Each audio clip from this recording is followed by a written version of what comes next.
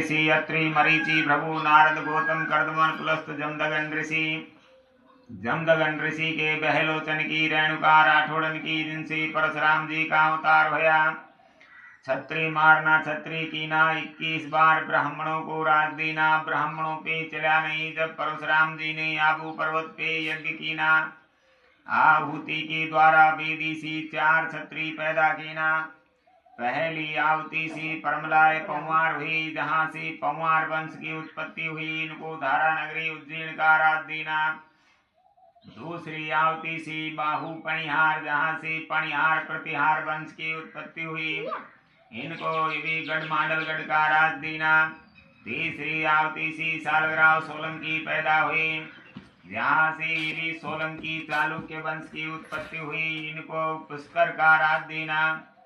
चौथी आहुति सी चतुर्भुजाय चौहान, जहाँ से चौहान वंश की उत्पत्ति हुई। इनको गढ़ आबू तारागढ़ का राज देना।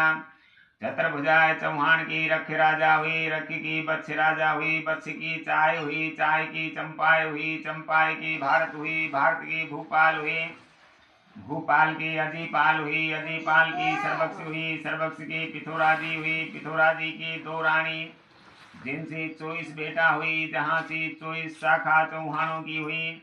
हाड़ा चौहान, खींची चौहान, सोनगरा चौहान, गहलोत टढ़िया पपैया सामरी चौहान।